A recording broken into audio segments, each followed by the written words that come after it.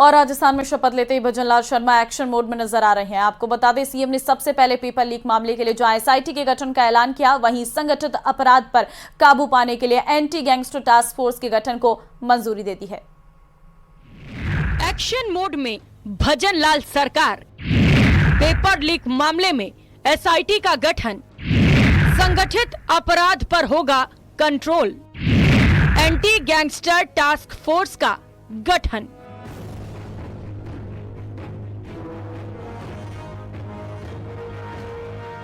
राजस्थान विधानसभा चुनाव में प्रचार के दौरान बीजेपी ने संकल्प पत्र में पेपर लीक मामले की एसआईटी गठित कर जांच कराने का जो वादा प्रदेश की जनता से किया, उसे पूरा करने की दिशा में कदम उठा लिया गया है।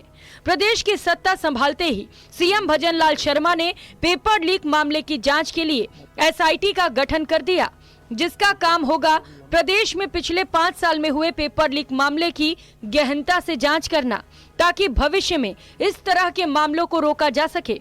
राज्य सरकार प्रदेश में संगठित अपराध के मामलों को रोकने और अपराधियों पर कड़ी कार्रवाई करने के लिए एंटी गैंगस्टर टास्क फोर्स बनाने का भी ऐलान कर चुकी है। डीजीपी उमेश मिश्रा ने एसआईटी का गठन करते हुए इसकी जिम्मेदारी एडीजी वीके सिंह को सौंपी है। वीके सिंह राजस्थान कैडर के तेज तर्रार सीनियर आईपीएस अफसर हैं। आइए अब आपको बताते हैं कि एसआईटी काम कैसे करेगी। जानकारी के अनुसार एडीजी वीके सिंह के नेतृत्व में काम करेगी एसआईटी। पेपर लीक करने वाली गैंग की धरपकड़ करना होगा काम।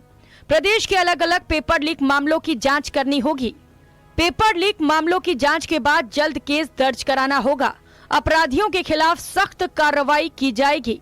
इसके अलावा एसआईटी का अहम काम होगा ऐसे अपराधी जो पेपर लीक कांड में शामिल रहे हों, उनके जरिए बनाई गई संपत्ति को जब्त करके उनकी कुर्की करवाना। सत्ता संभालते ही भजनलाल सरकार जनता से किए गए वादों को पूरा करने की दिशा में कदम उठा रही है। आइए अब आपको बताते हैं कि एसआईटी में किस कैटेगरी के अफसरों को शामिल किया गया है।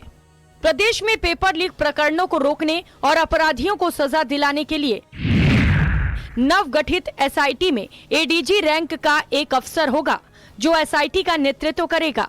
इसके अलावा एक आईजी और डीआईजी रैंक का अधिकारी होगा। एक पुलिस अधीक्षक रैंक के अफसर को शामिल किया गया है। इसके अलावा एडिशनल एसपी रैंक के 4, डीएसपी रैंक के 8, पुलिस इंस्पेक्टर और सब इंस्पेक्टर रैंक के 10, एएसआई और हेड कांस्टेबल रैंक के 10 और कांस्टेबल कंप्यूटर ऑपरेटर रैंक के 10 सिपाहियों का स्टाफ शामिल किया जाएगा। न्यूज़ 18 के लिए जयपुर से विष्णु शर्मा की रिपोर्ट। और इस बीच एक बड़ी खबर दिल्ली से निकलकर सामने आ रही है। दिल्ली दौरे पर सीएम भजनलाल प्रहलाद जोशी के आवास पहुंचे। सीएम भजनलाल केंद्रीय मंत्री प्रहलाद जोशी से मुलाकात कर रहे सीएम। दोनों डिप्टी सीएम भी मुख्यमंत्री के साथ मौजूद। ये जानकारी इस वक्त निकलकर सामने आई है, क्योंकि वो अपने आवास से निकल गए थे। हमने तस्वीर आपको दिखाई थी, लेकिन बताया जा रहा था कि उपराष्ट्रपति से मुलाकात करने के लिए निकले, लेकिन उस बीच कार्यक्रम में थोड़ा बदलाव जरूर देखने को मिला। लेकिन प्रहलाद जोशी के आवास पर पहले सीएम भजनलाल पहुंचे। अब उनसे मुलाकात कर रहे हैं। दोनों डिप्टी सीएम भी साथ में मौजूद हैं। केंद्रीय मंत्री प्रहलाद जोशी से मुलाकात के बाद आगे जो है रवानगी सीएम की होगी उपराष्ट्रपति से मुलाकात, क्योंकि उनको आज करनी है। ऐसे में अभी वो प्रहलाद जोशी के आवास पहुंचे हैं और दोनों उप मुख्यमंत्री भी साथ में मौजूद हैं। प्रहलाद जोशी के साथ भी चर्चाएं की जाएंगी और उसके बाद आगे का कार्यक्रम जो है वो रहेगा। संवाददाता लखवीर लगातार हमारे साथ बने हुए। लखवीर, जानकारी निकलकर सामने आ रही है कि अभी सीएम प्रहलाद जोशी के आवास पर पहुंचे हैं। जी बिल्कुल, मुख्यमंत्री भजनलाल शर्मा और दोनों डिप्टी सीएम प्रेमचंद बैरवा और दिया कुमारी इस वक्त प्रहलाद जोशी के आवास पर पहुंचे हैं, जो कि केंद्रीय मंत्री हैं और राजस्थान में भारतीय जनता पार्टी के चुनाव प्रभारी थे।